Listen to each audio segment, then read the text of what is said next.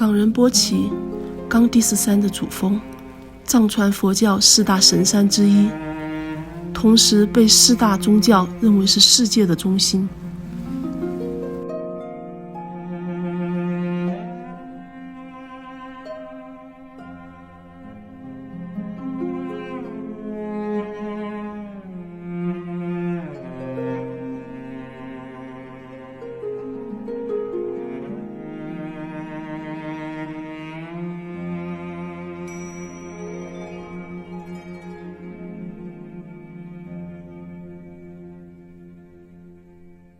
这一天是藏历的4月15日，是藏传佛教的萨嘎达瓦节。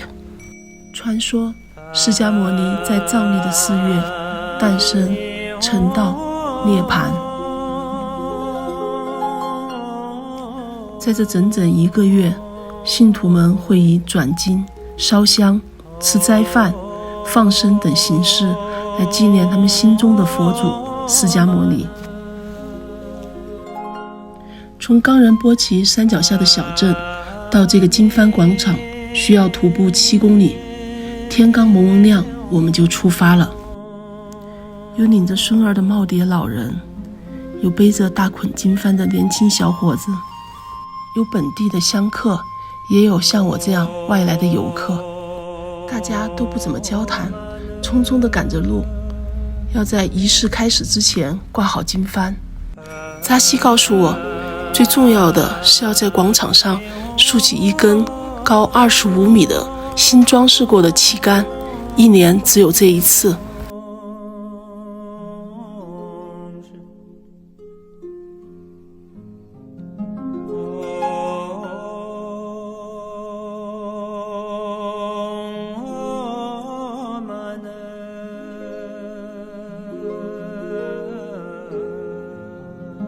每个人都在期待那一刻，仪式一旦开始，他们将龙达将手中的青稞粉撒向空中。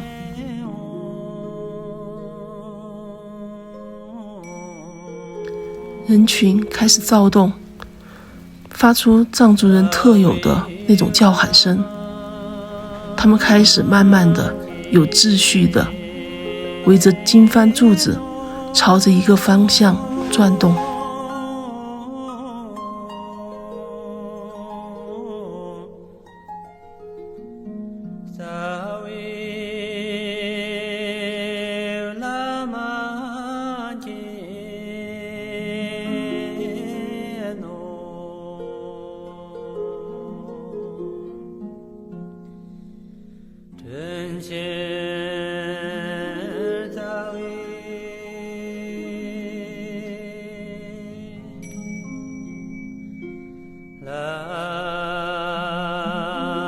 我带了2条经幡，一条挂在了经幡广场，另一条我要把它挂在卓玛拉山口。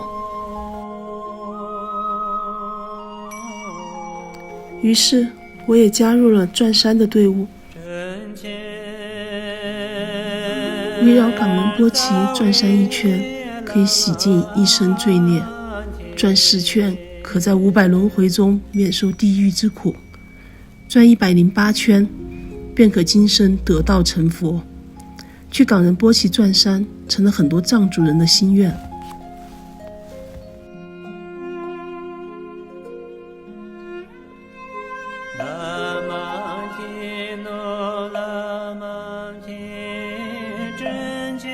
我问过很多人为什么要过来转山，藏族人自不必说，心中那份信仰。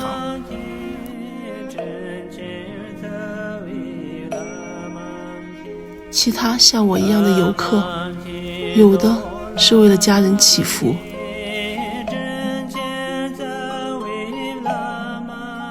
有的是因为看了电影《冈仁波齐》，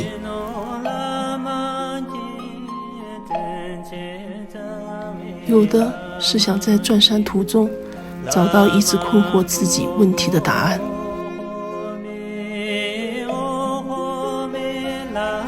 不论来时的原因是什么，我们都走在同一条路上。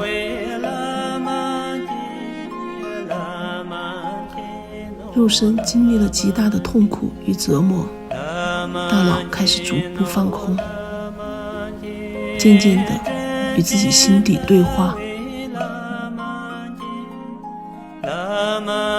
卓玛拉山口海拔5700，这是我徒步过的最高的地方。大口的呼吸仿佛都是无效的，缺氧折磨着每一个人，但就是这样，大家都会尽力去帮助自己身后那个人，向他伸出一只手。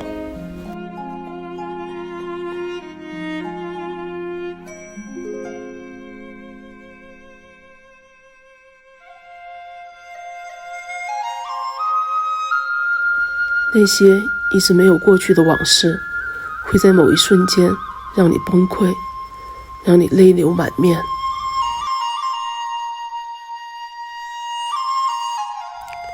我在卓玛拉山口2次滑倒，眼泪一下子流了出来，那种无力感击垮了我。如果不是一位来自青海玉树的藏族兄弟拉着我下山，我相信我无法完成。